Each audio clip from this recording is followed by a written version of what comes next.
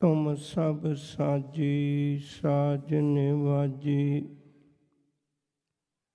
जियो पिंड दे प्राणा।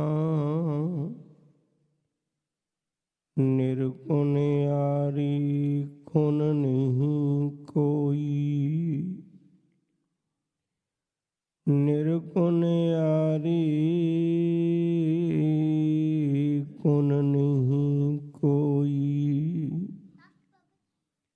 तुम दान देहो मेहरबाना।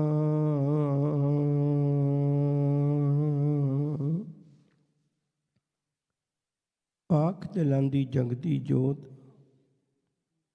धन गुरु ग्रंथ ਸਾਹਿਬ सच्चे पातशाह जी दे मुबारक चरणों विच जुड़ मिल बैठे सतसंगी प्यारिओ, अदब सत्कार नाल सब तो पहला गुरु फतेह जी सांझ पाइए। प्यार नाल आखो जी वाहिगुरु जी का खालसा वाहिगुरु जी की फतेह। तिहार शब्द तयवार का बदलिया होया रूप है। एक बार तय कर लिया जाता सी, उस तय वार नूं वार वार कहिंदियां उहदा नाम त्योहार बन गया। पुराने समय दे विच अज वर्गे साधन नहीं सन हुंदे, उदों कुछ गल्लां लई लोक दिन निश्चित कर लेंदे सन, वार तय कर लेंदे सन। इसे तरह दिवाली का दिन भी एक त्योहार ये वार तय किया होया है। इस वार दे नाल बहुत गल्लां जुड़ियां होईयां ने, कुछ धार्मिक ने, कुछ समाजिक ने, कुछ आर्थिक पक्षों ने। उदों लोकां नूं सौखा जिहा समझ लग जाए ते कत्तक दी मस्या नूं, मस्या शब्द मस तो बनिया।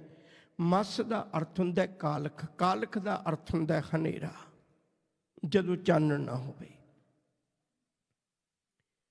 उदों मस्या दी काली बोली रात नूं कत्तक दी नूं लोक इहनूं त्योहार वजों मनाउंदे सन। ये वार तय कीता हुंदा सी। इहदे नाल कुछ समाजिक पक्ष जुड़े ने, पहले मैं तुहाडे नाल ओह सांझे करना है। कुदरती गल है, तुसीं देखदे हो भी इस तो पहलां दा समां जिहड़ा है वो गर्मी दा ते बरसात दा हुंदा है। हुण सर्दी दी शुरुआत है ते उदों लोक अंदर पैना शुरू करते सन। पहलां गर्मियां दे दिनां च बाहर पै के गुजारा हो जाता सी। अज वर्गे साधन नहीं सन हुंदे गर्मी सर्दी दे विच, पर जदों अंदर पैना है ते लोक अपने घरां दी सफाई करते सन। इसलिए दिन तय किया हुंदा सी, वार तय किया हुंदा सी भई इन्हां दिनां च लोकां ने अपने घरां दी सफाई करनी है। दूजी गल तुसीं वेखिया होवेगा भई इन्हां दिनां विच लोक कपड़े भांडे इत्यादिक बहुत खरीदारी करते हैं ते लोक इन्हां दिनां विच अपनी लोड़ के मुताबिक खरीदारी भी बहुत करते सन। व्यापार की एक नवीं दुनिया शुरू होंदी सी। ते शायद तुहानूं याद होवे भी दिवाली के उत्ते इंडिया के कल्चर मुताबिक अजकल नवे वही खाते शुरू किए जाते हैं। पुराने खाते नूं समाप्त करके व्यापार की दुनिया नाल भी ये जुड़िया होया दिन सी। इनू दिन नूं तय किया होया सी। अज तक पिछला सारा लेन देन खत्म करके अज तो एक नवी शुरुआत करनी है, इसलिए भी ये दिन निश्चित किया होया सी। अगली गल, इन्हां दिनां दे विच लोक गर्मियां दे विच हल्की खुराक खांदे सन। इन्हां दिनां च लोकी घरां च मठियाइयां बनाउंदे सन, जिहदा अर्थ सी अज तो बाद शुरुआत करिए भारी खाने ਲੋਕਾਂ ਨੇ ਆਪਣੇ ਘਰਾਂ 'ਚ ਸ਼ੁਰੂ ਕਰ ਦਿੰਦੇ ਸਨ। ਇਹ ਸਮਾਜਿਕ ਪੱਖ ਨੇ ਸਾਰੇ ਜਿਹੜੇ ਇਸ ਦਿਨ ਨਾਲ ਜੁੜੇ ਹੋਏ ਨੇ। ਮੈਂ ਹਾਲੇ ਉਸ ਗੱਲ ਸਾਂਝੀ ਕਰ ਰਹੀ ਹਾਂ ਤੁਹਾਡੇ ਨਾਲ। ਔਰ ਜਿਹੜੇ ਦੀਵੇ ਜਗਾਏ ਜਾਂਦੇ ਸਨ, ਉਦੋਂ ਘਰਾਂ ਵਿੱਚ ਸਰੋਂ ਦਾ ਤੇਲ ਬਾਲ ਕੇ ਤੇ ਘਰ ਦੀ ਸਮੈਲ ਨੂੰ ਬਦਲਿਆ ਜਾਂਦਾ ਸੀ। ਅੱਜ ਵਰਗੇ ਸਾਧਨ ਨਹੀਂ ਸਨ ਹੁੰਦੇ। ਇਹ ਸਮਾਜਿਕ ਪੱਖ ਨੇ। ਸਮਾਂ ਬਦਲਿਆ, ਇਹਦੇ ਨਾਲ ਕੁਝ ਧਾਰਮਿਕ ਪੱਖ ਵੀ ਜੁੜ ਗਏ। ਜਿਨ੍ਹਾਂ ਧਾਰਮਿਕ ਪੱਖਾਂ ਵਿੱਚੋਂ ਆਪ ਨੂੰ ਪਤਾ ਹੋਵੇਗਾ, ਮਹਾਂਵੀਰ ਜੈਨ ਧਰਮ ਦੇ ਵਿੱਚੋਂ ਇੱਕ ਬੜੀ ਖਾਸ ਗੱਲ ਲਈ ਜਾਂਦੀ ਹੈ। ਮਹਾਂਵੀਰ ਜੈਨ ਨੂੰ ਦੀਵਾਲੀ ਵਾਲੇ ਦਿਨ ਨਿਰਵਾਣ ਪਦ ਪ੍ਰਾਪਤ ਹੋਇਆ ਸੀ। ਉਹਨੂੰ ਮੁਕਤੀ ਦਾ ਦੁਆਰਾ ਮਿਲਿਆ ਸੀ। ਜੈਨੀ ਲੋਕ ਵੀ ਅੱਜ ਦੇ ਦਿਨ ਨੂੰ ਇੱਕ ਬਹੁਤ ਉੱਘਾ ਤਿਉਹਾਰ ਕਰਕੇ ਮਨਾਉਂਦੇ ਨੇ ਭਈ ਅੱਜ ਦਾ ਦਿਨ ਜਿਹੜਾ ਉਹ ਮੁਕਤੀ ਪ੍ਰਾਪਤ ਕਰਨ ਦਾ ਦਿਨ ਹੈ। ਇੱਥੇ ਬਸ ਨਹੀਂ, ਜਦੋਂ ਹੋਰ ਆਪਾਂ ਇਹਦੇ ਨਾਲ ਜੁੜੀਆਂ ਹੋਈਆਂ ਕੁਝ ਗਾਥਾਵਾਂ ਵੇਖਨੇ ਆ, ਇੱਕ ਗੱਲ ਤੇ ਬੜੀ ਪ੍ਰਸਿੱਧ ਰੂਪ 'ਚ ਹੈ ਭਈ ਰਾਮਚੰਦਰ ਜੀ 14 ਸਾਲ ਦਾ ਬਨਵਾਸ ਕੱਟ ਕੇ ਘਰ ਵਾਪਸ ਅਯੁੱਧਿਆ ਪਰਤੇ ਸਨ ਤੇ ਉਹਨਾਂ ਦੇ ਨਾਲ ਉਹਨਾਂ ਦੇ ਭਰਾਤਾ ਲక్ష్మణ ਜੀ ਤੇ ਸੀਤਾ ਜੀ। ਉਸ ਦਿਨ ਵੀ ਲੋਕਾਂ ਨੇ ਦੀਪਮਾਲਾ ਕੀਤੀ। ਇਹ ਜੁੜੇ ਹੋਏ ਨਾਂ ਨੇ ਇਹਦੇ ਨਾਲ, ਮੈਂ ਉਹ ਸਾਰੇ ਸਾਂਝੇ ਕਰ ਰਿਹਾ। ਇਸ ਤੋਂ ਅੱਗੇ ਚੱਲੀਏ। ਫਿਰ ਇਹਦੇ ਨਾਲ ਸਿੱਖੀ ਦੇ ਦਿਹਾੜਿਆਂ ਨੂੰ ਵੀ ਜੋੜ ਦਿੱਤਾ ਗਿਆ ਹੈ। ਇਹ ਇੱਕ ਵੱਖਰਾ ਪੱਖ ਹੈ ਭਈ ਉਹਦੀਆਂ ਕੁਝ ਡੇਟਾਂ ਦਾ ਅੰਤਰ ਹੈ, ਪਰ ਆਪਾਂ ਉਸ ਝਗੜੇ 'ਚ ਨਹੀਂ ਪੈਣਾ। ਇਹਦੇ ਨਾਲ ਗੁਰੂ ਹਰਗੋਬਿੰਦ ਸਾਹਿਬ ਸੱਚੇ ਪਾਤਸ਼ਾਹ ਦਾ ਬੰਦੀ ਛੋੜ ਦਿਵਸ ਵੀ ਨਾਲ ਨਿਸ਼ਚਿਤ ਕਰ ਦਿੱਤਾ ਗਿਆ, ਜਾਂ ਇਉਂ ਕਹਿ ਲਓ ਵੀ ਅਸੀਂ ਉਸ ਪੱਖੋਂ ਵੀ ਇਹਨੂੰ ਮਨਾਉਂਦੇ ਹਾਂ। ਮੈਂ ਪਹਿਲੋਂ ਸਮਾਜਿਕ ਪੱਖ ਦੀ ਇੱਕ ਸਾਂਝ ਪਾ ਲਾਂ, ਫਿਰ ਗੁਰੂ ਹਰਗੋਬਿੰਦ ਸਾਹਿਬ ਦੇ ਇਤਿਹਾਸ ਦੀ ਬਾਤ ਤੁਹਾਡੇ ਨਾਲ ਸਾਂਝੀ ਕਰਾਂਗਾ। ਪਹਿਲੀ ਬੇਨਤੀ ਇਹ ਕਰਾਂ ਭਈ ਅਸੀਂ ਘਰ ਤਾਂ ਸਾਫ਼ ਕਰਨੇ ਆ, ਕਿੰਨਾ ਚੰਗਾ ਹੋਵੇ ਜੇ ਕਿਤੇ ਆਪਣੇ ਅੰਦਰ ਨੂੰ ਵੀ ਸਾਫ਼ ਕਰੀਏ। ਧਰਮ ਦੀ ਦੁਨੀਆ ਸਮੁੱਚੀ ਇਸ ਗੱਲ ਤੇ ਖਲੋਤੀ ਹੈ, ਉਹਨੂੰ ਗੁਰਬਾਣੀ ਵਿੱਚ ਭਲਾ ਪੁਰਖ ਆਖਿਆ ਜਿਹਨੇ ਆਪਣੇ ਅੰਦਰ ਨੂੰ ਤਬਦੀਲ ਕੀਤਾ ਹੈ, ਜਿਹੜਾ ਅੰਦਰ ਤੇ ਬੜੇ ਕੀਮਤੀ ਗੁਣਾਂ ਨਾਲ ਸ਼ਿੰਗਾਰਿਆ ਹੋਇਆ ਹੈ, ਪਰ ਬਾਹਰੀ ਤੌਰ ਤੇ ਬੜੀ ਸਾਦਗੀ ਦਾ ਮਾਲਕ ਹੈ। ਬਾਹਰੋਂ ਸਾਦਗੀ ਦਾ ਮਾਲਕ ਹੈ, ਉਹਨੂੰ ਗੁਰਬਾਣੀ ਵਿੱਚ ਭਲਾ ਪੁਰਖ ਆਖਿਆ ਹੈ। ਬਹੁਤ ਵਾਰੀ ਤੁਸੀਂ ਬਚਨ ਪੜ੍ਹਦੇ ਹੋ, ਜਿਨ ਪਟ ਅੰਦਰ ਬਾਹਰ ਗੁੱਦੜ ਤੇ ਭਲੇ ਸੰਸਾਰ ਵਿੱਚੋਂ ਸਭ ਤੋਂ ਭਲੇ ਲੋਕ ਨੇ ਉਹ ਜਿਨ੍ਹਾਂ ਨੇ ਆਪਣੇ ਅੰਦਰ ਨੂੰ ਤਾਂ ਕੀਮਤੀ ਗੁਣਾਂ ਨਾਲ ਸ਼ਿੰਗਾਰਿਆ ਹੋਇਆ, ਪਰ ਬਾਹਰੀ ਤੌਰ ਤੇ ਸਾਦਗੀ ਵਾਲੇ ਨੇ। ਜੇ ਮਨਾ ਤੂੰ ਚਾਹੁੰਦਾ ਵੀ ਦੁਨਿਆਵੀ ਘਰ ਮੈਂ ਸਾਫ਼ ਰੱਖਾਂ, ਤੇ ਜਿੱਥੇ ਰੱਬ ਨੇ ਵਸਣਾ ਹੈ ਉਸ ਘਰ ਨੂੰ ਵੀ ਸਾਫ਼ ਰੱਖ। ਇੱਕ ਛੋਟੀ ਜਿਹੀ ਗਾਥਾ ਕਵਾਂ, ਫਿਰ ਅੱਗੇ ਗੱਲ ਤੋਰਾਂਗਾ। ਡਾਕਟਰ ਹਰਪਾਲ ਸਿੰਘ ਪੰਨੂ ਨੇ ਸੰਸਾਰ ਦੇ ਧਰਮਾਂ ਦਾ ਜ਼ਿਕਰ ਕੀਤਾ ਹੈ। ਉਹ 'ਚ ਇੱਕ ਕਿਤਾਬ ਹੈ ਭਾਰਤੀ ਧਰਮ। ਉਹ 'ਚ ਇੱਕ ਬੜਾ ਵਧੀਆ ਬਚਨ ਹੈ, ਮੈਂ ਤੁਹਾਡੇ ਨਾਲ ਸਾਂਝਾ ਕਰਨ ਲੱਗਾ। ਜਿਹੜਾ ਵੈਸ਼ੈਲੀ ਹੈ, ਵੈਸ਼ੈਲੀ 6-7 ਰਾਜਿਆਂ ਦਾ ਮਿਲ ਕੇ ਇੱਕ ਰਾਜ ਸੀ। ਵੱਖੋ ਵੱਖਰੇ ਰਾਜੇ ਸਨ 6-7, ਪਰ ਉਹਨਾਂ ਦਾ ਇੱਕ ਇਕੱਠਿਆਂ ਹੋ ਕੇ ਰਾਜ ਬਣਾਇਆ ਸੀ। ਜਿਵੇਂ ਇੱਥੇ ਸਟੇਟਸ ਰਲ ਕੇ ਯੂਨਾਈਟਿਡ ਸਟੇਟ ਹੈ। ਉਹ ਜਦੋਂ ਮਹਾਤਮਾ ਬੁੱਧ ਚੜ੍ਹਾਈ ਕੀਤਾ ਤਾਂ ਉਦੋਂ 7 ਰਾਜੇ ਇਕੱਠੇ ਹੋ ਕੇ ਆਏ ਤੇ ਕਹਿਣ ਲੱਗੇ ਵੀ ਸਾਨੂੰ ਕਿਰਪਾ ਕਰੋ, ਮਹਾਤਮਾ ਬੁੱਧ ਦੀਆਂ ਅਸਥੀਆਂ ਦੇਵੋ, ਅਸੀਂ ਆਪਣੀ ਆਪਣੀ ਜਗ੍ਹਾ ਜਾ ਕੇ ਇਹਨਾਂ ਦੀ ਯਾਦਗਾਰ ਬਣਾਵਾਂਗੇ। ਤੇ ਉਹਦਾ ਬਹੁਤ ਸ਼ਾਗਿਰਦ ਨੇੜੇ ਦਾ, ਬਹੁਤ ਸਿਆਣਾ ਦਾਨਾ, ਉਹਦਾ ਨਾਮ ਸੀ ਆਨੰਦ, ਬਹੁਤ ਨੇੜੇ ਦਾ ਸ਼ਾਗਿਰਦ ਸੀ। ਆਨੰਦ ਕਹਿਣ ਲੱਗਿਆ ਵੀ ਨਹੀਂ, ਅਸੀਂ ਅਸਥੀਆਂ ਨਹੀਂ ਦੇਣੀਆਂ। ਉਹ ਕਹਿਣ ਲੱਗੇ ਕਿਉਂ? ਕਹਿਣ ਲੱਗੇ ਯਾਦਗਾਰਾਂ ਬਣਾ ਦੇਣੀਆਂ ਤਾਂ ਬਹੁਤ ਸੌਖੀਆਂ ਨੇ, ਇੱਟਾਂ ਵਿੱਚ ਕਿਸੇ ਚੀਜ਼ ਨੂੰ ਨਿਸ਼ਚਿਤ ਕਰ ਦੇਣਾ ਤੇ ਬੜਾ ਸੌਖਾ ਹੈ। ਉਹ ਕਹਿਣ ਲੱਗੇ ਅਸੀਂ ਉਹਨਾਂ ਨੂੰ ਯਾਦ ਰੱਖਣਾ ਚਾਹੁੰਦੇ। ਕਹਿੰਦੇ ਫਿਰ ਯਾਦ ਰੱਖਣਾ ਚਾਹੁੰਦੇ ਆਪਣੇ ਦਿਲਾਂ 'ਚ ਰੱਖੋ। ਮਹਾਤਮਾ ਬੁੱਧ ਦੀ ਥਾਂ ਕਿਸੇ ਪੱਥਰਾਂ ਜਾਂ ਇੱਟਾਂ ਵਿੱਚ ਨਾ ਬਣਾਵੋ। ਮਹਾਤਮਾ ਬੁੱਧ ਦੀ ਥਾਂ ਆਪਣੇ ਦਿਲ 'ਚ ਬਣਾਵੋ।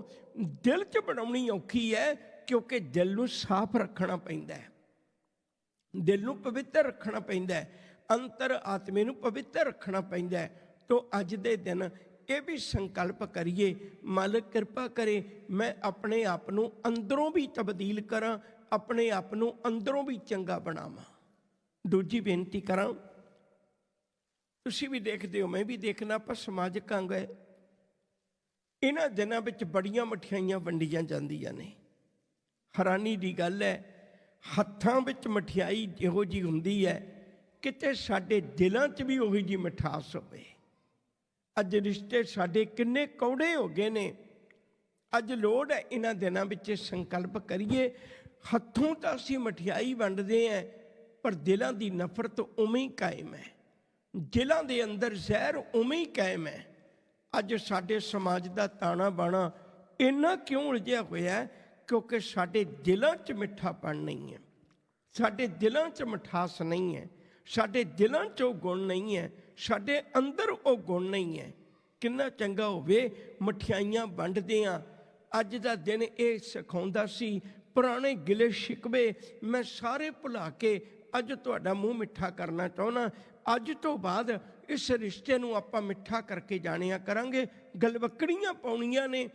ਕਿੰਨਾ ਚੰਗਾ ਹੋਵੇ ਜੇ ਕਿਤੇ ਦੀਵਾਲੀ ਦੇ ਉੱਤੇ ਆਪਾਂ ਆਪਣੇ ਦਿਲਾਂ 'ਚੋਂ ਨਫ਼ਰਤ ਕੱਢ ਦਈਏ, ਦਿਲਾਂ 'ਚੋਂ ਵੈਰ ਵਿਰੋਧ ਕੱਢ ਦਈਏ, ਹੱਥਾਂ 'ਚ ਵੀ ਮਠਿਆਈ ਹੋਵੇ, ਸਾਡੇ ਦਿਲਾਂ 'ਚ ਵੀ ਇੱਕ ਦੂਜੇ ਪ੍ਰਤੀ ਪਿਆਰ ਹੋਵੇ। ਅਗਲੀ ਗੱਲ ਸਾਂਝੀ ਕਰਨੀ ਚਾਹੁੰਦਾ, ਇਸ ਤੋਂ ਅੱਗੇ ਅੱਜ ਆਪਾਂ ਵੇਖਦੇ ਹਾਂ ਵੀ ਲੈਣ ਦੇਣ ਬਰਾਬਰ ਕੀਤਾ ਜਾਂਦਾ ਹੈ।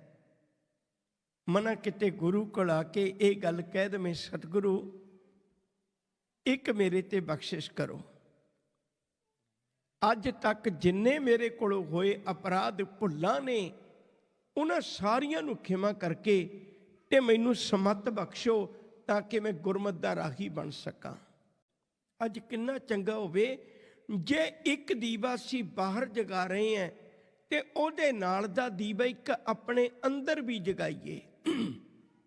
ਗੁਰਮਤਿ ਦਾ ਪਾਵਨ ਬਚਨ ਹੈ, ਸਤਿਗੁਰ ਸ਼ਬਦ ਉਜਾਰੋ ਦੀਪਾ, ਬਿਨ ਸਿਓ ਅੰਧਕਾਰ ਤੇ ਮੰਦਰ, ਰਤਨ ਕੋਠੜੀ ਖੁੱਲੀ ਅਨੂਪਾ। ਯਾਦ ਰੱਖਿਓ, ਜੇ ਕਿਤੇ ਸਾਡੇ ਅੰਦਰ ਗੁਰੂ ਸ਼ਬਦ ਦਾ ਦੀਵਾ ਜਗ ਜਾਏ, ਗੁਰਬਾਣੀ ਇਸ ਜਗ ਮੈਂ ਚਾਨਣ ਕਰਮ ਵਸੈ ਮਨ ਆਏ। ਗੁਰੂ ਸਾਡੇ ਅੰਦਰ ਚਾਨਣ ਕਰਦਾ ਹੈ, ਜਿਹਦੇ ਨਾਲ ਮੈਂ ਆਪਣੇ ਜੀਵਨ ਦੇ ਔਗਣਾਂ ਦੀ ਪਹਿਚਾਣ ਕਰ ਲੈਣਾ, ਜਿਹਦੇ ਨਾਲ ਮੈਂ ਆਪਣੇ ਜੀਵਨ ਵਿੱਚ ਗੁਣਾਂ ਦੀ ਪਹਿਚਾਣ ਕਰ ਲੈਣਾ।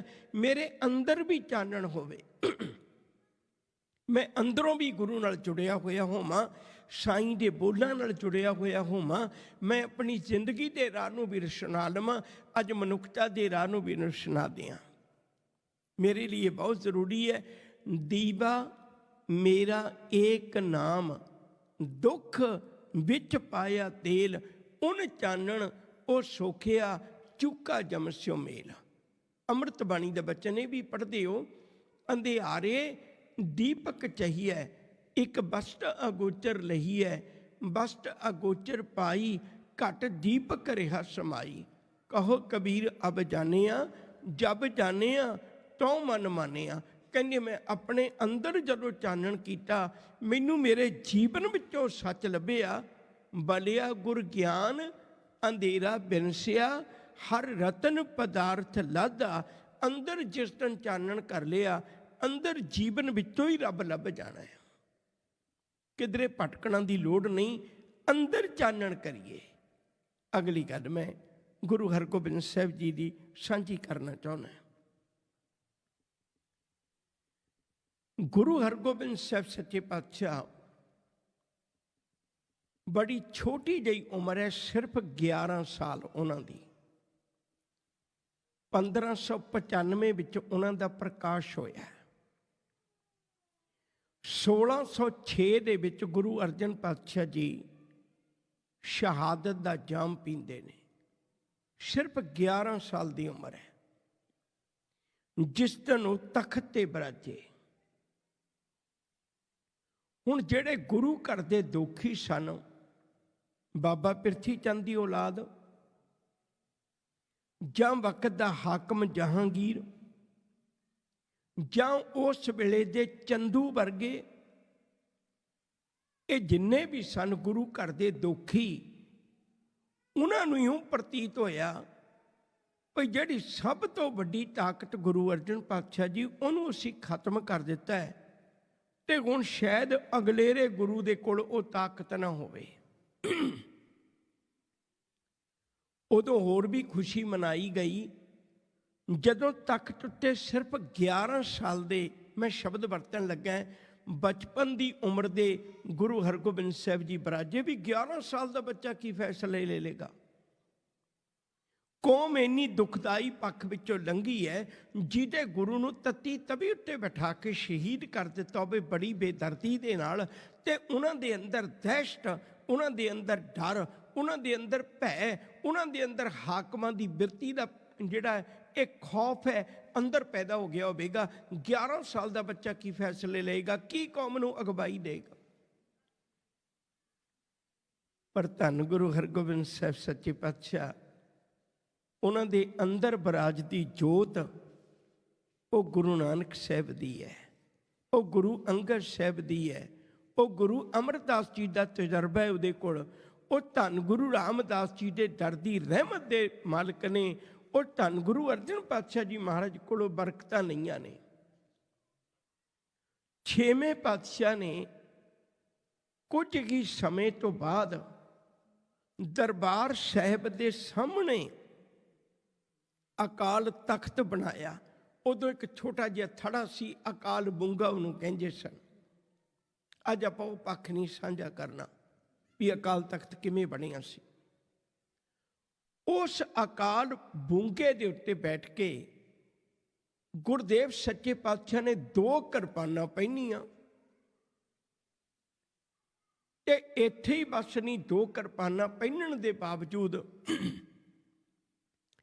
ਜਿੱਥੇ ਹਰ ਰੋਜ਼ ਕੀਰਤਨ ਕੀਤਾ ਜਾਂਦਾ ਸੀ, ਇੱਕ ਵਿਲੱਖਣ ਗੱਲ ਹੈ ਭਈ ਜਦੋਂ ਕਿਤੇ ਵਾਰ ਵੀ ਗਾਈ ਜਾਂਦੀ ਸੀ, ਵਾਰ ਨੂੰ ਢਾਡੀ ਨਹੀਂ ਸੀ ਗਾਉਂਦੇ, ਵਾਰ ਨੂੰ ਰਾਗੀ ਸਿੰਘ ਹੀ ਗਾਉਂਦੇ ਸਨ, ਕੀਰਤਨੀਏ ਹੀ ਗਾਉਂਦੇ ਸਨ।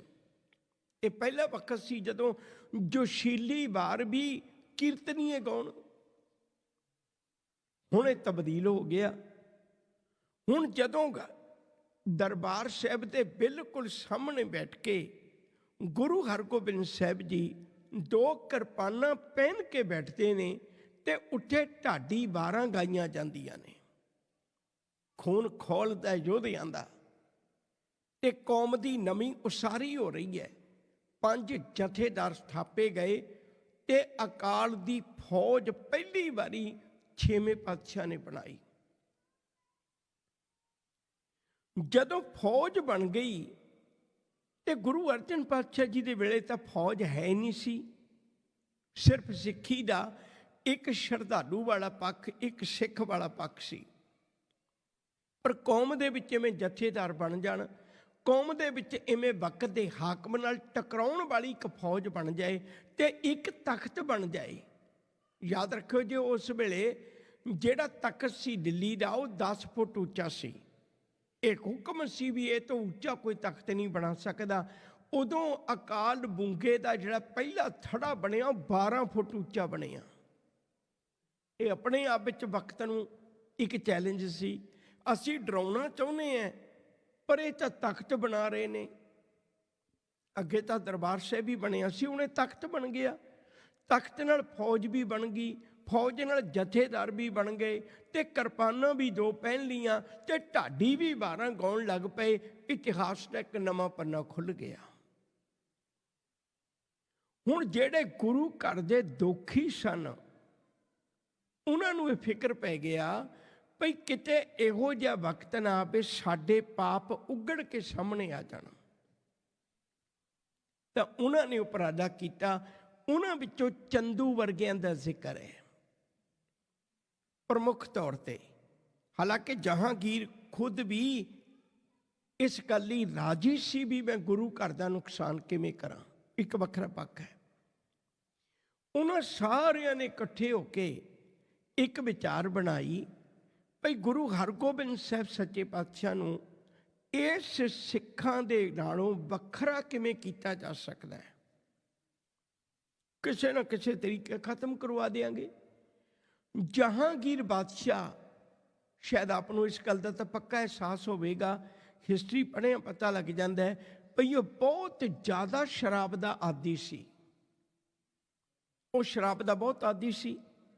ਸ਼ਰਾਬ ਦਾ ਬਹੁਤ ਆਦੀ ਬੰਦਾ ਜਿਹੜਾ ਹੈ ਉਹ ਯਾਦ ਰੱਖਿਓ ਸਿਹਤ ਪੱਖੋਂ ਬਹੁਤਾ ਤੰਦਰੁਸਤ ਨਹੀਂ ਰਹਿੰਦਾ। ਹੁਣ ਜਦੋਂ ਉਹਦੀ ਸਿਹਤ ਠੀਕ ਨਹੀਂ ਰਹਿੰਦੀ, ਉਹਨੂੰ ਕੁਝ ਲੋਕਾਂ ਨੇ ਭਰਮ ਪਾ ਦਿੱਤਾ ਵੀ ਤੇਰੀ ਖਾਤਰ ਕੋਈ ਬੰਦਾ ਜਾਪ ਕਰੇਗਾ, ਕੋਈ ਪੁੱਜਿਆ ਪੀਰ ਫਕੀਰ ਜਾਪ ਕਰੇਗਾ ਤੇ ਤੇਰੀ ਦੇਹ ਰੁਕਤਾ ਬਣ ਜਾਏਗੀ। ਇੱਕ ਬੇਨਤੀ ਰੋਕੇ ਕਰਨ ਲੱਗਾ, ਇਹਦੇ ਨਾਲ ਹੀ ਸੰਬੰਧਿਤ, ਫਿਰ ਆਪਣੀ ਗੱਲ ਵੱਲ ਆ ਜਾਵਾਂਗੇ। ਇਹ ਗੱਲ ਹਮੇਸ਼ਾ ਚੇਤੇ ਰੱਖਿਓ, ਜਿਹੜਾ ਭਰਮ ਹੈ ਨਾ ਉਹ ਬਹੁਤ ਲੰਮੇ ਸਮੇਂ ਤੋਂ ਚੱਲਦਾ ਆ ਰਿਹਾ ਹੈ। ਇਹਦੇ ਰੂਪ ਵੱਖਰੇ ਹੋ ਸਕਦੇ ਨੇ, ਪਰ ਇਹ ਸਾਰੇ ਹੀ ਧਰਮਾਂ ਵਿੱਚ ਹੈ। ਕੋਈ ਇਹੋ ਜਿਹਾ ਨਹੀਂ ਕੱਢਿਆ ਜਾ ਸਕਦਾ। ਬਹੁਤ ਵਿਰਲੇ ਪੁਰਖ ਹੋਣਗੇ ਜਿਹੜੇ ਭਰਮ ਨੂੰ ਦੂਰ ਕਰਕੇ ਜ਼ਿੰਦਗੀ 'ਚ ਧਰਮ ਕਮਾਉਂਦੇ ਹੋਣ। ਉਹ ਇੱਕ ਵੱਖਰਾ ਪੱਖ ਹੈ। ਜਹਾਂਗੀਰ ਬਾਦਸ਼ਾਹ ਨੂੰ ਇਹ ਗੱਲ ਚੰਗੀ ਲੱਗੀ। ਉਹਨਾਂ ਆਖਿਆ ਵੀ ਬਿਠਾਈਏ ਕਿੱਥੇ? ਕਹਿਣ ਲੱਗੇ ਗਵਾਲੀਅਰ ਦੇ ਕਿਲੇ 'ਚ। ਹੁਣ ਜਿਨ੍ਹਾਂ ਕੋਲ ਵਕਤ ਮਿਲਿਆ ਹੋਵੇਗਾ, ਜਿਨ੍ਹਾਂ ਦੇਖਿਆ ਹੋਵੇਗਾ, ਸ਼ਾਇਦ ਉਹਨਾਂ ਨੂੰ ਪਤਾ ਹੋਵੇ ਵੀ ਗਵਾਲੀਅਰ ਦਾ ਕਿਲਾ ਉਹ ਕਿਲਾ ਹੈ। ਫਿਰ ਦੁਬਾਰੇ ਬਾਹਰ ਆਵਾਂ, ਗਵਾਲੀਅਰ ਦਾ ਕਿਲਾ ਉਹ ਕਿਲਾ ਹੈ ਜਿਹਦੇ ਵਿੱਚ ਜਾਂਦਾ ਹੋਇਆ ਕੈਦੀ ਆਪਣੇ ਪੈਰਾਂ ਤੇ ਚੱਲ ਕੇ ਜਾਂਦਾ ਹੈ, ਪਰ ਅੱਜ ਤੱਕ ਉਸ ਕਿਲੇ ਦੇ ਦਰਵਾਜ਼ੇ ਤੋਂ ਕੋਈ ਬਾਹਰ ਨਿਕਲਿਆ ਤਾਂ ਕਿਸੇ ਬੰਦਿਆਂ ਦੇ ਚਾਰ ਕੰਧਿਆਂ ਤੇ ਹੀ ਆਇਆ, ਭਾਵ ਉਹ ਮੌਤ ਮਗਰੋਂ ਹੀ ਬਾਹਰ ਨਿਕਲਿਆ। ਜਿਉਂਦਿਆਂ ਜੀ ਇੱਕ ਵੀ ਇਤਿਹਾਸ ਨਹੀਂ ਸੀ ਗਵਾਲੀਅਰ ਦੇ ਕਿਲੇ ਚੋਂ ਕਦੇ ਕੋਈ ਬਾਹਰ ਨਿਕਲਿਆ ਹੋਵੇ। ਗੁਰੂ ਹਰਗੋਬਿੰਦ ਸਾਹਿਬ ਸੱਚੇ ਪਾਤਸ਼ਾਹ ਨੂੰ ਉੱਥੇ ਲਿਜਾ ਕੇ ਬੰਦ ਕਰ ਦਿੱਤਾ। ਇੱਥੇ ਪਹਿਲਾਂ ਵੀ ਬਹੁਤ ਰਾਜਨੀਤਿਕ ਰਾਜੇ ਬੰਦ ਕੀਤੇ ਹੋਏ ਸਨ। ਹੁਣ ਜਦੋਂ ਗੁਰੂ ਹਰਗੋਬਿੰਦ ਸਾਹਿਬ ਜੀ ਉੱਥੇ ਗਏ ਤੇ ਸਿੱਖਾਂ ਦਾ ਇੱਕ ਆਪਣਾ ਰਹਿਣ ਸਹਿਣ ਸੀ, ਆਪਣੇ ਢੰਗ ਦਾ ਤਰੀਕਾ ਸੀ, ਤੇ ਉਹਨਾਂ ਨੇ ਸਰਕਾਰੀ ਕੁਝ ਲੈਣ ਦੇਣ ਦੀ ਬਜਾਏ ਆਪਣੇ ਵੱਲੋਂ ਲੰਗਰ ਚਲਾਉਣੇ ਤੇ ਆਪਣੇ ਵੱਲੋਂ ਸਤਸੰਗ ਕਰਨੀ ਇਹ ਆਰੰਭ ਕਰ ਦਿੱਤਾ। ਜਦੋਂ ਇਸ ਤਰ੍ਹਾਂ ਦਾ ਮਾਹੌਲ ਬਣਿਆ, ਹੁਣ ਇਹ ਤੇ ਆਪਾਂ ਸ਼ਬਦ ਪੜ੍ਹਨੇ ਆ ਨਾ, ਪਰ ਕੁਝ ਚੀਜ਼ਾਂ ਅਸੀਂ ਸੀਮਤ ਹੀ ਕਰ ਦਿੱਤੀਆਂ। ਜਿਵੇਂ ਸੁਖਾਸਣ ਕਰਨ ਲੱਗਿਆ ਸ਼ਬਦ ਪੜ੍ਹ ਲੈਣੇ, ਜਿੱਥੇ ਜਾਏ ਬਹੇ ਮੇਰਾ ਸਤਿਗੁਰੂ, ਇਹ ਇਕੱਲਾ ਇਹਦੇ ਵਾਸਤੇ ਹੀ ਨਹੀਂ ਹੈ। ਜਾਂ ਅੰਮ੍ਰਿਤ ਬਚਨ ਪੜ੍ਹ ਰਹੇ ਹੋ, ਸਤ ਧਰਤੀ ਭਈ ਹਰਿਆਵਲੀ, ਜਿੱਥੇ ਮੇਰੇ ਸਤਿਗੁਰ ਬੈਠਾ ਆਏ, ਸੇ ਜੰਤ ਭਏ ਹਰਿਆਵਲੇ, ਜਿਹਨੀ ਮੇਰੇ ਸਤਿਗੁਰ ਦੇਖਿਆ ਜਾਏ। ਹੁਣ ਉਹ ਧਰਤੀ 'ਤੇ ਬੜੀ ਭਾਗਾਂ ਭਰੀ ਬਣ ਗਈ, ਸਤਸੰਗ ਹੋਣ ਲੱਗ ਪਿਆ। ਉਹ ਰਾਜੇ ਵੀ ਗੁਰੂ ਚਰਨਾਂ ਵਿੱਚ ਆਉਣ ਲੱਗ ਪਏ, ਉਹਨਾਂ ਨੂੰ ਚੰਗਾ ਪ੍ਰਸ਼ਾਦਾ ਪਾਣੀ ਮਿਲਣ ਲੱਗ ਪਿਆ। ਤੇ ਉਹਨਾਂ ਦੇ ਮੈਨੂੰ ਦੇਖਣ ਦਾ ਮੌਕਾ ਮਿਲਿਆ, ਉੱਥੇ ਬੜੇ ਵੱਡੇ ਵੱਡੇ ਪਿੱਲਰ ਨੇ। ਉਹਨਾਂ ਪਿੱਲਰਾਂ ਦੇ ਨਾਲ ਅੱਜ ਵੀ ਮੇਰਾ ਖਿਆਲ ਹੈ ਵੀ ਏਡੇ ਏਡੇ ਮੋਟੇ ਸੰਗਲ ਅੱਜ ਵੀ ਉਹ ਬੰਨੇ ਹੋਏ ਸਨ, ਜਿਨ੍ਹਾਂ ਦੇ ਨਾਲ ਰਾਜਿਆਂ ਦੀਆਂ ਲੱਤਾਂ ਬੰਨੀਆਂ ਹੁੰਦੀਆਂ ਸੀ। ਉਹ ਸੰਗਲ ਵਿੱਚ ਗੱਡ ਜਾਂਦੇ ਸਨ, ਸੋ ਜਾ ਕੇ ਉਹਨਾਂ ਦੇ ਵਿੱਚ ਕੀੜੇ ਪੈ ਜਾਂਦੇ ਸਨ। ਰਾਜਿਆਂ ਦੀ ਜ਼ਿੰਦਗੀ ਇਹ ਹਰ ਰੋਜ਼ ਮੌਤ ਨੂੰ ਉਡੀਕਦੇ ਸਨ। ਜਿਨ੍ਹਾਂ ਨੂੰ ਚੰਗਾ ਨਹੀਂ ਖਾਣ ਨੂੰ ਨਹੀਂ ਮਿਲਦਾ, ਇਵੇਂ ਆਪਾਂ ਦਰਬਾਰ ਸਾਹਿਬ ਵਾਂਗੂ ਮੰਨ ਲਈਏ, ਆ ਵਿਚਕਾਰਲਾ ਤਲਾਬ ਹੈ ਜਿੱਥੋਂ ਪਾਣੀ ਦੀਆਂ ਸਾਰੀਆਂ ਲੋੜਾਂ ਪੂਰੀਆਂ ਕਰਦੇ ਨੇ। ਇਹਦੇ ਦੁਆਲੇ ਉਹ ਪਿੱਲਰਾਂ ਦੇ ਨਾਲ, ਵੱਡੇ ਵੱਡੇ ਮੋਟੇ ਸੰਗਲਾਂ ਦੇ ਨਾਲ ਉਹ ਰਾਜੇ ਬੰਨੇ ਹੋਏ ਨੇ। ਉਹਨਾਂ ਦੀ ਕੋਈ ਦਲੀਲ ਅਪੀਲ ਨਹੀਂ। ਜਿਹੜਾ ਮਰ ਜਾਂਦਾ ਉਹਦੀ ਡੈੱਡ ਬੋਡੀ ਬਾਹਰ ਕੱਢ ਦਿੱਤੀ ਜਾਂਦੀ ਹੈ, ਬਾਕੀ ਕੁਛ ਵੀ ਨਹੀਂ, ਉਹਨਾਂ ਉੱਥੇ ਹੀ ਰਹਿਣਾ। ਕਿਸੇ ਦੇ ਕੀੜੇ ਪੈ ਜਾਣ, ਕੋਈ ਕਿੰਨਾ ਦੁਖੀ ਹੋਵੇ, ਕੋਈ ਸੁਣਨ ਵਾਲਾ ਨਹੀਂ ਸੀ। ਹੁਣ ਜਦੋਂ ਗੁਰੂ ਹਰਗੋਬਿੰਦ ਸਾਹਿਬ ਜੀ ਦਾ ਵਕਤ ਆਇਆ ਤੇ ਉਹਨਾਂ ਦੀ ਜ਼ਿੰਦਗੀ ਬਣ ਗਈ ਸਵਰਗ ਵਰਗੀ। ਉਹਨਾਂ ਦੇ ਦੁੱਖਾਂ ਰੋਗਾਂ ਦਾ ਇਲਾਜ ਹੋਇਆ, ਉਹਨਾਂ ਦੀ ਭੁੱਖ ਦਾ ਇਲਾਜ ਹੋਇਆ, ਉਹਨਾਂ ਦਾ ਖਾਣ ਪੈਣ ਰਹਿਣ ਸਹਿਣ ਚੰਗਾ ਹੋਇਆ। ਜਦੋਂ ਇਸ ਤਰ੍ਹਾਂ ਰਹਿ ਰਹੇ ਨੇ ਉਹ, ਤੇ ਇਹਨਾਂ ਦਿਨਾਂ ਵਿੱਚ ਹੀ ਜਹਾਂਗੀਰ ਨੂੰ ਛੋਟੀ ਜੀ ਗੱਲ ਮੈਨੂੰ ਕਹਿਣੀ ਪੈਣੀ, ਫਿਰ ਮੈਂ ਇੱਥੋਂ ਹੀ ਗੱਲ ਤੋਰਾਂਗਾ। ਹਾਲਾਂਕਿ ਇਸ ਨਾਲ ਆਪਣਾ ਕੋਈ ਬਹੁਤਾ ਸੰਬੰਧ ਨਹੀਂ ਹੈ। ਨੂਰ ਜਹਾਂ ਵਿਆਹੀ ਹੋਈ ਸੀ, ਪਰ ਇਹ ਜਹਾਂਗੀਰ ਨੂੰ ਪਸੰਦ ਸੀ। ਜਹਾਂਗੀਰ ਨੇ ਇਹਦੇ ਪਤੀ ਨੂੰ ਮਰਵਾ ਕੇ ਨੂਰ ਜਹਾਂ ਨੂੰ ਜ਼ਬਰਦਸਤੀ ਲਿਆਂਦਾ ਤੇ ਇਹਨੂੰ ਆਪਣੀ ਬੇਗਮ ਬਣਾਇਆ ਤੇ ਇਹਦੀ ਗੁਲਾਮੀ ਕਰਦਾ ਸੀ ਜਹਾਂਗੀਰ, ਇਉਂ ਸਮਝ ਲਓ ਦੂਜੇ ਸ਼ਬਦਾਂ ਵਿੱਚ। ਪਰ ਜਿਹੜੀ ਨੂਰ ਜਹਾਂ ਸੀ ਉਹ ਪ੍ਰਭਾਵਿਤ ਸੀ ਸਾਈਂ ਮੀਆਂ ਮੀਰ ਤੋਂ। ਸਾਈਂ ਮੀਆਂ ਮੀਰ ਗੁਰੂ ਘਰ ਦਾ ਸ਼ਰਧਾਲੂ ਹੈ। ਸਾਈਂ ਮੀਆਂ ਮੀਰ ਨੇ ਨੂਰ ਜਹਾਂ ਨੂੰ ਕਿਹਾ ਭਈ ਇਹ ਪਾਪ ਹੀ ਕਮਾ ਰਹੇ ਨੇ, ਗੁਰੂ ਹਰਗੋਬਿੰਦ ਸਾਹਿਬ ਜੀ ਦਾ ਜਾਂ ਗੁਰੂ ਅਰਜਨ ਪਾਤਸ਼ਾਹ ਦਾ ਘਰ ਇਹੋ ਜਿਹਾ ਨਹੀਂ ਜਿਹੋ ਜਿਹਾ ਤੁਸੀਂ ਸਮਝ ਰਹੇ ਹੋ। ਜਦੋਂ ਇਹ ਵਿਚਾਰ ਚੱਲੀ ਤਾਂ ਫਿਰ ਉਸ ਵੇਲੇ ਨੂਰ ਜਹਾਂ ਨੇ ਵੀ ਦਬਾਅ ਪਾਇਆ, ਸਾਈਂ ਮੀਆਂ ਮੀਰ ਨੇ ਵੀ ਦਬਾਅ ਪਾਇਆ। ਮੈਂ ਇੱਕ ਛੋਟੀ ਜੀ ਗੱਲ ਵਿੱਚ ਹੋਰ ਕਹਿਣ ਲੱਗਾ, ਸਮੇਂ ਨੂੰ ਬਚਾਈਏ। ਇੱਕ ਵਾਰੀ ਜਹਾਂਗੀਰ ਬਾਦਸ਼ਾਹ ਸਾਈਂ ਮੀਆਂ ਮੀਰ ਨੂੰ ਮਿਲਣ ਗਿਆ ਤੇ ਸੇਵਾਦਾਰ ਨੇ ਉਹਨੂੰ ਰੋਕ ਲਿਆ। ਕਹਿਣ ਲੱਗੇ ਰੋਕ, ਪਹਿਲਾਂ ਮੈਂ ਅੰਦਰ ਪੁੱਛ ਕੇ ਆਉਣਾ ਸਾਈਂ ਮੀਆਂ ਮੀਰ ਨੂੰ ਵੀ ਉਹ ਮਿਲਣਾ ਵੀ ਚਾਹੁੰਦੇ ਆ। ਸਾਈਂ ਮੀਆਂ ਮੀਰ ਨੂੰ ਪੁੱਛਿਆ ਭਈ ਇਹ ਜਹਾਂਗੀਰ ਬਾਦਸ਼ਾਹ ਆਇਆ, ਉਹ ਉਡੀਕ ਕਰਦਾ ਵੀ ਦੱਸੋ ਕਿਵੇਂ ਮਿਲਣਾ। ਉਹ ਕਹਿਣ ਲੱਗੇ ਵੀ ਕੋਈ ਗੱਲ ਨਹੀਂ, ਮਿਲਾ ਦਿਓ। ਹੁਣ ਜਹਾਂਗੀਰ ਬਾਦਸ਼ਾਹ ਜਦੋਂ ਮਿਲਣ ਗਿਆ ਤੇ ਉਹ ਇੱਕ ਗੱਲ ਕਹਿੰਦਾ ਬੜੀ ਕਮਾਲ ਦੀ।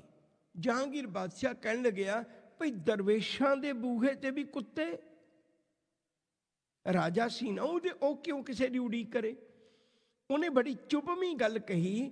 ਕਹਿਣ ਲੱਗਿਆ ਵੀ ਸਾਈਂ ਮੀਆਂ ਮੀਰ ਦੇ ਬੂਹੇ, ਇਹੋ ਜਿਹੇ ਫਕੀਰ ਦੇ ਬੂਹੇ ਤੇ ਵੀ ਕੋਈ ਬੰਦਾ ਖੜਾ ਹੋਵੇ।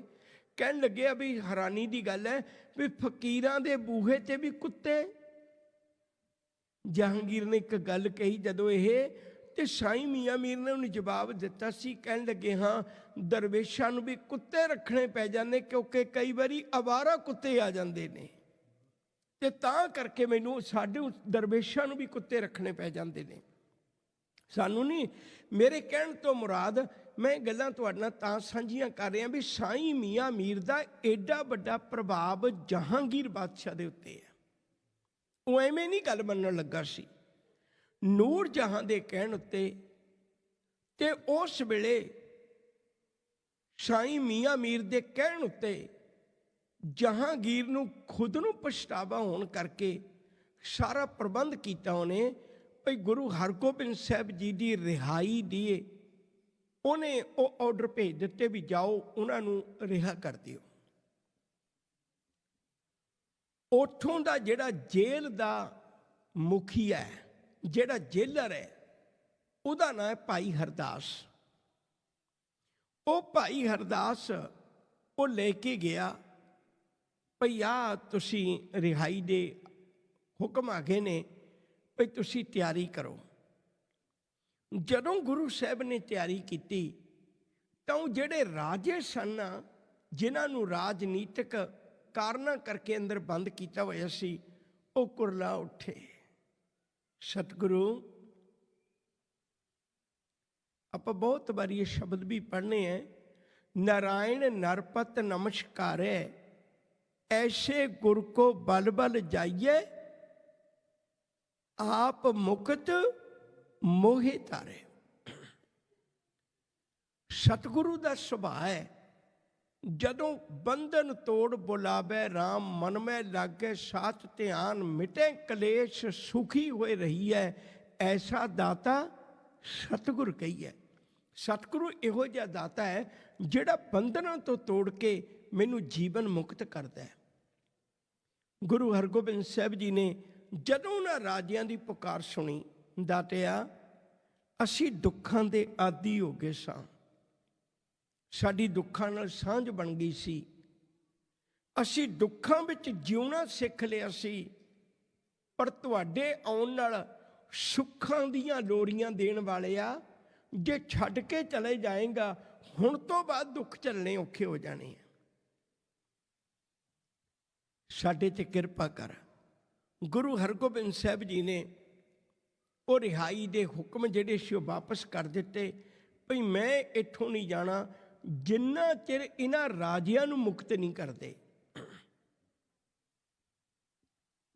ਉਹਨਾਂ ਆਖਿਆ ਠੀਕ ਹੈ। ਦੁਬਾਰੇ ਫਿਰ ਹੁਕਮ ਹੋਇਆ। ਉਹ ਬੜਾ ਚਲਾਕ ਸੀ, ਲੋਕ ਇਹ ਰਾਜਨੀਤਿਕ ਬੜੇ ਚਲਾਕ ਹੁੰਦੇ ਨੇ। ਉਹਨੇ ਪਰਨ ਕਰ ਲਿਆ ਵੀ ਜਿਹੜੇ ਜਿਹੜੇ ਬੰਦੇ ਤੁਹਾਡਾ ਪੱਲਾ ਪਕੜ ਕੇ ਜਾਣਗੇ ਅਸੀਂ ਉਹਨਾਂ ਨੂੰ ਆਜ਼ਾਦ ਕਰ ਦਿਆਂਗੇ। ਹੁਣ ਆਮ ਕਰਕੇ ਮਨ ਵਿੱਚ ਕੀ ਹੁੰਦਾ ਭਈ ਇਹ ਜਿਹੜਾ ਚੋਲਾ ਪਾਇਆ ਹੋਇਆ ਤੇ ਇਹਦੇ ਚੋਲੇ ਦੇ 4 ਬੰਦੇ ਜਾਂ 5 ਬੰਦੇ 6 ਬੰਦੇ ਨਿਕਲ ਜਾਣਗੇ, ਹੋਰ ਕਿੰਨੇ ਕੁ ਨਿਕਲ ਜਾਣਗੇ। ਗੁਰੂ ਹਰਗੋਬਿੰਦ ਸਾਹਿਬ ਜੀ ਨੇ ਭਾਈ ਹਰਦਾਸ ਜਿਹੜਾ ਜੇਲਰ ਹੈ ਉਹਨੂੰ ਬਚਨ ਕੀਤਾ ਵੀ ਸੱਜਣਾ ਚੋਲਾ ਬਣਵਾ, ਚੋਲਾ ਬਣਵਾ ਲੋੜ ਦੇ ਮੁਤਾਬਕ। ਤੇ ਉਸ ਵੇਲੇ ਰਾਜੇ ਗਿਣੇ ਜਿਹੜੇ ਪ੍ਰਮੁੱਖ ਸਨ ਉਹ 52 ਰਾਜੇ ਸਨ। ਸਤਿਗੁਰ ਜੀ ਨੇ 26 ਕਲੀਆਂ ਵਾਲੇ ਦੋਨੇ ਪਾਸੇ ਇੱਕ 52 ਕਲੀਆਂ ਵਾਲਾ ਚੋਲਾ ਬਣਵਾਇਆ। ਸਾਡੀ ਕੌਮ ਦੀ ਕਿੱਡੀ ਵੱਡੀ ਬਦਕਿਸਮਤੀ ਇਸ ਗੱਲੋਂ ਅਸੀਂ ਨਾ ਆਪਣੀਆਂ ਯਾਦਗਾਰਾਂ ਸੰਭਾਲੀਆਂ ਨਾ ਸਮਝੀਆਂ। ਇਹ ਚੋਲਾ ਅੱਜ ਵੀ ਲੁਧਿਆਣੇ ਤੋਂ ਚੰਡੀਗੜ੍ਹ ਵੱਲ ਨੂੰ ਆਉਂਦਿਆਂ ਹੋਇਆਂ ਸਮਰਾਲੇ ਦੇ ਲਾਗੇ ਘੁੜਾਣੀ ਕਲਾਂ 'ਚ ਪਿਆ ਹੋਇਆ।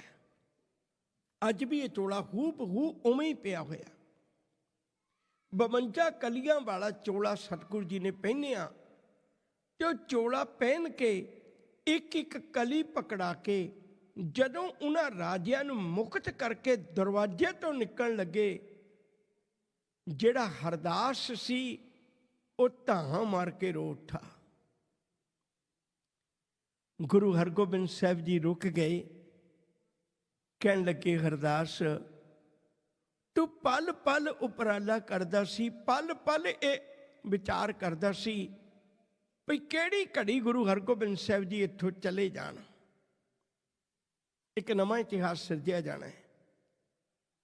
ਪਹਿਲੀ ਵਾਰੀ ਕਿਸੇ ਨੇ ਆਪਣੇ ਕਦਮਾਂ ਤੇ ਤੁਰ ਕੇ ਜਾਣਾ ਹੈ। ਤੇ ਜੇ ਅੱਜ ਮੈਂ ਚੱਲਿਆ ਤੇ ਤੇਰੀਆਂ ਅੱਖਾਂ ਪਾਣੀ ਨਾਲ ਭਰੀਆਂ ਹੋਈਆਂ ਨੇ। ਹਰਦਾਸ ਨੇ ਕਿਹਾ, ਕਹਿਣ ਲੱਗੇ ਨਹੀਂ ਸਤਿਗੁਰੂ, ਮੈਂ ਤੁਹਾਡੇ ਵਿਛੋੜੇ ਵਜੋਂ ਅੱਖਾਂ 'ਚ ਪਾਣੀ ਨਹੀਂ ਆਇਆ। ਮੇਰੇ ਅੰਦਰ ਕੁਝ ਸਵਾਲ ਜਨਮੇ ਨੇ। ਕਹਿਣ ਲੱਗੇ ਮੈਂ ਪੁੱਛਣਾ ਚਾਹੁੰਦਾ ਦਾਤਿਆ, ਇਹਨਾਂ ਰਾਜਿਆਂ ਨੂੰ ਤੂੰ ਲੈ ਕੇ ਚੱਲਿਆ, ਇਹ ਤੇਰੇ ਕੁਛ ਲੱਗਦੇ ਨੇ? ਸਭ ਕਹਿੰਦੇ ਨਹੀਂ। ਇਹ ਸਿੱਖ ਨੇ? ਕਹਿੰਦੇ ਨਹੀਂ। ਥੋੜਾ ਤਵੱਜੋ ਦੇ ਕੇ ਸੁਣਿਓ ਜੀ ਇਸ ਗੱਲ ਨੂੰ। ਇਹਨਾਂ ਨੇ ਸਿੱਖ ਬਣਨਾ ਹੈ? ਕਹਿੰਦੇ ਇਹਨਾਂ ਸਿੱਖ ਬਣਨਾ ਵੀ ਨਹੀਂ। ਮੈਂ ਗੱਲ ਰੋਕ ਕੇ ਸਾਂਝ ਪਾਉਣ ਲੱਗਾ। ਮੈਂ ਫਿਰ ਬੇਨਤੀ ਕਰਾਂਗਾ ਜੇ ਤੁਹਾਡਾ ਧਿਆਨ ਲਾਮੇ ਵੀ ਹੋਇਆ ਤਾਂ ਵੀ ਇੱਥੇ ਇਕਾਗਰ ਕਰਿਓ ਜੇ ਧਿਆਨ, ਕਿਉਂਕਿ ਅੱਜ ਕੱਲ੍ਹ ਸਿੱਖੀ ਦੀ ਤਸਵੀਰ ਨੂੰ ਬਹੁਤ ਮੈਲਾ ਕੀਤਾ ਜਾ ਰਿਹਾ ਹੈ। ਅੱਜ ਉਹਨਾਂ ਦਾ ਵੀ ਧਿਆਨ ਧਰਿਓ ਜਿਹੜੇ ਕਿਸਾਨ ਮੋਰਚੇ ਦੇ ਦਰਮਿਆਨ ਸ਼ਹੀਦ ਹੋਏ, ਉਹ ਬੀਬੀਆਂ, ਉਹ ਬੱਚੇ ਤੇ ਉਹ ਕਿਸਾਨ ਨੇ। ਇੱਕ ਪਾਸੇ ਸ਼ਰੇਆਮ ਉਹਨਾਂ ਤੇ ਗੱਡੀਆਂ ਚੜ੍ਹਾ ਕੇ ਕਤਲ ਕੀਤੇ ਜਾਂਦੇ ਨੇ, ਸਰਕਾਰ ਉਹਨਾਂ ਨੂੰ ਮਾਫ ਕਰ ਰਹੀ ਹੈ। ਦੂਜੇ ਪਾਸੇ ਜਿਹੜੇ ਸਿੱਖ ਕਿਸੇ ਕਾਰਨ ਕਰਕੇ ਕਿਸੇ ਨੂੰ ਸੋਧਾ ਵੀ ਲਾਉਂਦੇ ਨੇ ਤੇ ਉਹਨਾਂ ਦੀ ਤਸਵੀਰ ਕਾਤਲ ਬਣਾ ਕੇ ਪੇਸ਼ ਕੀਤੀ ਜਾ ਰਹੀ ਹੈ। ਮੈਂ ਸਿਰਫ ਇਹਨਾਂ ਕੁ ਦ੍ਰਿਸ਼ਟਾਂਤ ਦੇਣਾ ਚਾਹੁੰਦਾ ਵੀ ਸਿੱਖੀ ਕਿੰਨਾ ਭਲਾ ਕਰਦੀ ਹੈ ਤੇ ਤਸਵੀਰ ਕੀ ਬਣਾਈ ਜਾਂਦੀ ਹੈ। ਛੋਟਾ ਜਿਹਾ ਦ੍ਰਿਸ਼ਟਾਂਤ ਦੇਣ ਲੱਗਾ ਸਾਂ। ਗੁਰੂ ਹਰਗੋਬਿੰਦ ਸਾਹਿਬ ਜੀ ਨੇ ਜਿਹੜੇ 52 ਰਾਜਿਆਂ ਨੂੰ ਮੁਕਤ ਕਰਵਾਇਆ ਸੀ, ਉਹਨਾਂ ਚੋਂ ਸਿਰਫ ਮੈਂ ਇੱਕ ਦਾ ਜ਼ਿਕਰ ਕਰਨ ਲੱਗਾ। ਇਹ ਬਿਲਾਸਪੁਰ ਦਾ ਰਾਜਾ ਹੈ। ਇਹਦਾ ਨਾਮ ਹੈ ਤਾਰਾ ਚੰਦ। ਇਹਨੂੰ ਗੁਰੂ ਹਰਗੋਬਿੰਦ ਸਾਹਿਬ ਜੀ ਨੇ ਆਪਣਾ ਪੱਲਾ ਪਕੜਾ ਕੇ ਮੁਕਤ ਕਰਵਾਇਆ ਸੀ। ਤਾਰਾ ਚੰਦ ਦਾ ਪੁੱਤ ਹੈ ਦੀਪ ਚੰਦ। ਦੀਪ ਚੰਦ ਦਾ ਪੁੱਤ ਹੈ ਭੀਮ ਚੰਦ। ਸ਼ਾਇਦ ਤੁਹਾਨੂੰ ਯਾਦ ਹੋਵੇ ਭਈ ਜਿੰਨੀਆਂ ਵੀ ਲੜਾਈਆਂ ਹੋਈਆਂ ਨੇ ਉਹਨਾਂ ਬਹੁਤੀਆਂ ਲੜਾਈਆਂ ਵਿੱਚ ਭੀਮ ਚੰਦ ਜਾਂ ਭੀਮ ਚੰਦ ਦਾ ਪੁੱਤ ਅਜਮੇਰ ਚੰਦ ਗੁਰੂ ਗੋਬਿੰਦ ਸਿੰਘ ਨਾਲ ਲੜਦਾ ਰਿਹਾ। ਬਹੁਤੀਆਂ ਲੜਾਈਆਂ ਉਹਨੇ ਲੜੀਆਂ ਨੇ।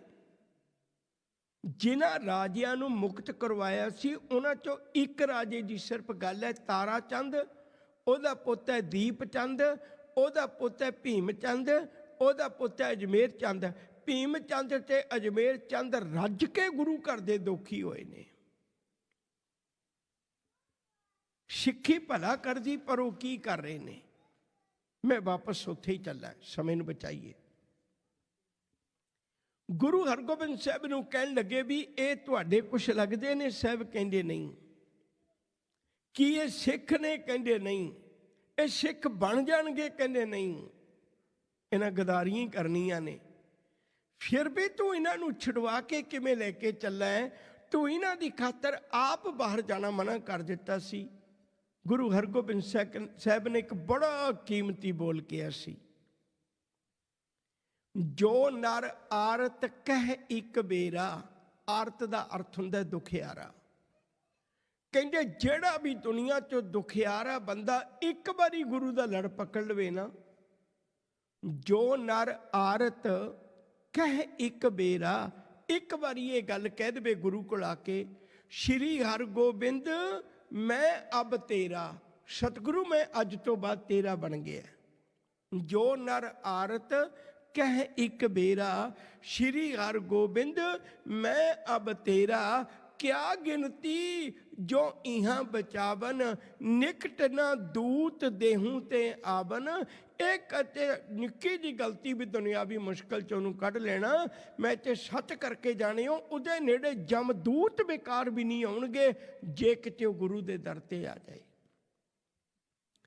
ਕਹਿਣ ਲੱਗੇ ਇਹਨਾਂ ਨੇ ਗੁਰੂ ਨਾਨਕ ਦੇ ਦਰ ਦਾ ਆਸਰਾ ਤੱਕਿਆ, ਇਹਨਾਂ ਸਹਾਰਾ ਤੱਕਿਆ, ਇਸ ਲਈ ਇਹਨਾਂ ਨੂੰ ਲੈ ਕੇ ਹੀ ਜਾਵਾਂਗਾ। ਤੋ ਗੁਰੂ ਹਰਗੋਬਿੰਦ ਸਾਹਿਬ ਜੀ ਨੇ 52 ਕਲੀਆਂ ਵਾਲਾ ਚੋਲਾ ਪਾ ਕੇ 52 ਰਾਜਿਆਂ ਨੂੰ ਮੁਕਤ ਕਰਵਾ ਕੇ ਇਹ ਗਵਾਲੀਅਰ ਦੇ ਕਿਲੇ ਦਾ ਇੱਕ ਨਵਾਂ ਇਤਿਹਾਸ ਲਿਖਿਆ ਸੀ। ਜਦੋਂ ਹਜ਼ੂਰ ਆਪਣੇ ਕਦਮਾਂ ਤੇ ਆਏ ਸਨ, ਉਦੋਂ ਪਹਿਲੀ ਵਾਰੀ ਜਿਹੜੀ ਦੀਪਮਾਲਾ ਹੈ ਉਹ ਉਸ ਵੇਲੇ ਦੇ ਜੇਲਰ ਭਾਈ ਹਰਦਾਸ ਨੇ ਆਪਣੇ ਘਰ ਵਿੱਚ ਕੀਤੀ ਸੀ। ਮੁੜ ਕੇ ਗੁਰੂ ਕਈ ਥਾਵਾਂ ਤੋਂ ਵਿਚਰਦਿਆਂ ਜਦੋਂ ਅੰਮ੍ਰਿਤਸਰ ਸਾਹਿਬ ਦੇ ਵਿੱਚ ਆਏ ਤੇ ਉਦੋਂ ਵੀ ਦੀਪਮਾਲਾ ਕੀਤੀ ਗਈ। 2-3 ਮਿੰਟ ਬਾਕੀ ਨੇ, ਮੈਂ ਉਹਨਾਂ 'ਚ ਇੱਕ ਵਿਰਸਾ ਹਜੇ ਹੋਰ ਸਾਂਝਾ ਕਰਨਾ। ਇਹ ਗੱਲ ਚੇਤਾ ਰੱਖਿਓ ਜੀ, ਜਦੋਂ ਵੀ ਕਿਤੇ ਕੋਈ ਇਹੋ ਜਿਹਾ ਦਿਨ ਹੁੰਦਾ ਸੀ, ਛੋਟਾ ਜਿਹਾ ਦ੍ਰਿਸ਼ਟਾਂਤ ਦੇ ਦਿਆਂ। ਗੁਰੂ ਨਾਨਕ ਸਾਹਿਬ ਹਰਿਦੁਆਰ ਇਸ਼ਨਾਨ ਨਹੀਂ ਕਰਨ ਗਏ। ਗੁਰੂ ਨਾਨਕ ਸਾਹਿਬ ਦਾ ਕੋਈ ਮਸਲਾ ਨਹੀਂ ਸੀ, ਪਰ ਉੱਥੇ ਹੋਏ ਇਕੱਠ ਨੂੰ ਗੁਰੂ ਨਾਨਕ ਸਾਹਿਬ ਨੇ ਗੁਰਮਤਿ ਲਈ ਵਰਤ ਲਿਆ। ਜਗਨਨਾਥਪੁਰੀ ਦਾ ਮੇਲਾ ਹੈ। ਜਗਨਨਾਥਪੁਰੀ ਨਾਲ ਗੁਰੂ ਨਾਨਕ ਦਾ ਕੋਈ ਸੰਬੰਧ ਨਹੀਂ, ਪਰ ਜਗਨਨਾਥਪੁਰੀ ਵਿੱਚ ਆਰਤੀ ਕਰਨ ਵਾਲੇ ਲੋਕਾਂ ਨੂੰ, ਉਸ ਇਕੱਠ ਨੂੰ ਸਤਿਗੁਰੂ ਜੀ ਨੇ ਗੁਰਮਤਿ ਦੇ ਸਿਧਾਂਤ ਲਈ ਵਰਤ ਲਿਆ। ਯਾਦ ਰੱਖਿਓ ਜੀ। ਇਸੇ ਤਰ੍ਹਾਂ ਦੇ ਹੋਰ ਗੁਰੂ ਤੇਗ ਬਹਾਦਰ ਸਾਹਿਬ ਜੀ ਨੇ ਜਿਹੜੇ ਇਹ ਇਕੱਠ ਹੁੰਦੇ ਸਨ ਉਹਨੂੰ ਗੁਰਮਤਿ ਲਈ ਵਰਤ ਲੈਂਦੇ ਸਨ। ਮੈਂ ਜਿਹੜੀ ਗੱਲ ਕਹਿਣੀ ਚਾਹੁੰਦਾ, ਇਸੇ ਤਰ੍ਹਾਂ ਦੀਵਾਲੀ ਉੱਤੇ ਗੁਰਮਤਿ ਦੇ ਧਾਰਨੀ ਲੋਕਾਂ ਨੇ ਅੰਮ੍ਰਿਤਸਰ ਦੇ ਵਿੱਚ ਇਕੱਠ ਕਰਨਾ ਸ਼ੁਰੂ ਕਰ ਦਿੱਤਾ ਤਾਂ ਕਿ ਇਸ ਇਕੱਠ ਨੂੰ ਆਪਾਂ ਗੁਰਮਤਿ ਲਈ ਵਰਤ ਲਈਏ। ਖਾਲਸੇ ਨੇ, ਬਹੁਤੇ ਸਰਬੱਤ ਖਾਲਸੇ ਨੇ ਜਿਹੜੇ ਉਹ ਦੀਵਾਲੀ ਤੇ ਵਿਸਾਖੀ ਨੂੰ ਕੀਤੇ ਜਾਂਦੇ ਨੇ। ਬਹੁਤੇ ਜਿਹੜੇ ਸਰਬੱਤ ਖਾਲਸੇ ਹੋਏ ਨੇ, ਇਕੱਠ ਹੋਇਆ ਕਰਦਾ ਸੀ, ਉਹ ਅੰਮ੍ਰਿਤਸਰ ਸਾਹਿਬ ਦੀ ਧਰਤੀ ਉੱਤੇ ਸਿੱਖ ਗੁਰਮਤਿ ਕਰਿਆ ਕਰਦੇ ਸਨ ਆਪਣੀ ਕੌਮ ਦੇ ਲਈ। ਉਹਦੇ ਲਈ ਇੱਕ ਕਹਾਵਤ ਵੀ ਬੜੀ ਪ੍ਰਸਿੱਧ ਹੋ ਗਈ, ਭਈ ਦਾਲ ਰੋਟੀ ਘਰ ਦੀ, ਦੀਵਾਲੀ ਅੰਮ੍ਰਿਤਸਰ ਦੀ। ਲੋਕੀ ਉਦੋਂ ਘਰ-ਬਾਰ ਦੀਆਂ ਗੱਲਾਂ ਛੱਡ ਕੇ ਆਪਣੀ ਕੌਮ ਦੇ, ਆਪਣੇ ਪੰਥ ਦੇ, ਮਨੁੱਖਤਾ ਦੇ ਭਲੇ ਦੀਆਂ ਗੱਲਾਂ ਕਰਨ ਵਾਸਤੇ ਅੰਮ੍ਰਿਤਸਰ ਜਾ ਕੇ ਉਹ ਵਿਚਾਰ ਕਰਿਆ ਕਰਦੇ ਸਨ। ਉਹਦੇ ਨਾਲ ਬੜੇ ਦੁਖਦਾਈ ਪੱਖ ਵੀ ਨਾਲ ਜੁੜੇ ਹੋਏ ਨੇ। ਭਾਈ ਮਨੀ ਸਿੰਘ ਹੋਰਾਂ ਨੇ ਜਦੋਂ ਜ਼ਕਰੀਆ ਖਾਂ ਦੇ ਵੇਲੇ ਕੌਮ ਇਕੱਠੀ ਕਰਨੀ ਚਾਹੀ ਸੀ, ਉਦੋਂ 5000 ਰੁਪਈਆ ਜ਼ਕਰੀਆ ਖਾਂ ਨੇ ਲੈਣਾ ਪ੍ਰਵਾਨ ਕੀਤਾ। ਪਰ ਜਦੋਂ ਉਹਦੀ ਮਨਸ਼ਾ ਪਤਾ ਲੱਗੀ ਵੀ ਸਿੱਖਾਂ ਨੂੰ ਖਤਮ ਕਰ ਦੇਣਾ, ਭਾਈ ਮਨੀ ਸਿੰਘ ਨੇ ਫਿਰ ਦੁਬਾਰੇ ਐਲਾਨ ਭੇਜਿਆ ਵੀ ਇਕੱਠੇ ਨਾ ਹੋਇਓ। ਜ਼ਕਰੀਆ ਖਾਂ ਦੇ ਨਾਲ ਸ਼ਰਤ ਟੁੱਟੀ, ਉਹਨੇ ਫਿਰ ਆਖਿਆ ਤੁਸੀਂ ਇਕੱਠੇ ਕਰ ਲਓ। ਫਿਰ ਵਿਸਾਖੀ 'ਤੇ ਇਕੱਠੇ ਕਰਨੇ ਸਨ। ਉਹਨੇ ਫਿਰ ਆਪਣੀ ਸ਼ਰਤ ਦੇ ਮੁਤਾਬਕ 10,000 ਰੁਪਈਆ ਮੰਗਿਆ। ਭਾਈ ਮਨੀ ਸਿੰਘ ਕਹਿਣ ਲੱਗੇ ਵੀ 10,000 ਹੀ ਦਿਆਂਗੇ, ਪਰ ਸਾਨੂੰ ਇਕੱਠੇ ਹੋ ਲੈਣ ਦਿਓ। ਉਦੋਂ ਫਿਰ ਉਹਦੇ ਮਨ ਵਿੱਚ ਬੇਈਮਾਨਾ ਸੀ ਵੀ ਇਕੱਠੇ ਹੋਏ ਸਿੰਘਾਂ ਨੂੰ ਮੈਂ ਇੱਕੋ ਵਾਰੀ ਖਤਮ ਕਰ ਦਿਆਂਗਾ। ਭਾਈ ਮਨੀ ਸਿੰਘ ਨੇ ਫਿਰ ਦੁਬਾਰੇ ਮਨਾ ਕੀਤਾ। ਯਾਦ ਰੱਖਿਓ, ਭਾਈ ਮਨੀ ਸਿੰਘ ਨੂੰ ਪਕੜ ਕੇ ਉਹਦਾ ਬੰਦ ਕੱਟਿਆ ਗਿਆ ਸੀ। ਇਹ ਸਾਡੇ ਵਿਰਸੇ ਦੀਵਾਲੀ ਨਾਲ ਇਵੇਂ ਜੁੜੇ ਹੋਏ ਨੇ।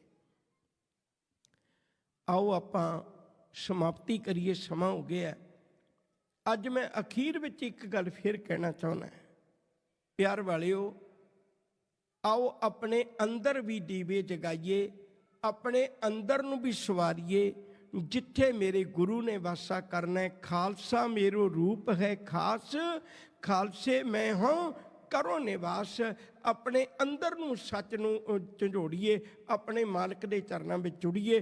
ਫਿਰ ਇੱਕ ਦਿਨ ਵਕਤ ਆਵੇਗਾ ਜਦੋਂ ਗੁਰਬਾਣੀ ਦਾ ਦਿੱਤਾ ਚਾਨਣ ਮਨੁੱਖਤਾ ਦੇ ਰਾਹ ਨੂੰ ਰੁਸ਼ਨਾ ਦੇਗਾ। ਫਿਰ ਕਦੇ ਕੋਈ ਹਾਕਮ ਇਹੋ ਜਿਹਾ ਜਿਵੇਂ ਦੇ ਅੱਜ ਕਹਿਰ ਹੋ ਰਹੇ ਨੇ ਇਹ ਨਹੀਂ ਹੋਣਗੇ, ਬਲਕਿ ਕੋਈ ਦਰਦੀ ਮਨੁੱਖਤਾ ਦਾ, ਤੇ ਉਹ ਇਸ ਵਿਗੜੇ ਹੋਏ ਸਿਸਟਮ ਨੂੰ ਠੀਕ ਕਰਕੇ ਸਭਨਾਂ ਦੇ ਘਰਾਂ ਵਿੱਚ ਸੁੱਖ ਸ਼ਾਂਤੀ ਵਾਲੀ ਤੇ ਆਨੰਦਮਈ ਵਾਲੀ ਹਰ ਰੋਜ਼ ਦੀ ਦੀਵਾਲੀ ਬਣ ਜਾਏਗੀ। ਜਿਵੇਂ ਭਾਈ ਗੁਰਦਾਸ ਜੀ ਆਖਦੇ ਨੇ, ਘਰ ਘਰ ਅੰਦਰ ਧਰਮਸ਼ਾਲ ਹੋਵੇ ਕੀਰਤਨ ਸਦਾ ਬਸੋਆ। ਇੰਨੀ ਬੇਨਤੀਆਂ ਪ੍ਰਵਾਨ ਕਰਨਾ। ਗੁਰੂ ਹਰਗੋਬਿੰਦ ਸਾਹਿਬ ਜੀ ਦੇ ਬੰਦੀ ਛੋੜ ਦੀਆਂ ਫਿਰ ਦੁਬਾਰੇ ਵਧਾਈਆਂ। ਪਿਆਰ ਨਾਲ ਆਖੋ ਜੀ, ਵਾਹਿਗੁਰੂ ਜੀ ਕਾ ਖਾਲਸਾ, ਵਾਹਿਗੁਰੂ ਜੀ ਕੀ ਫਤਿਹ।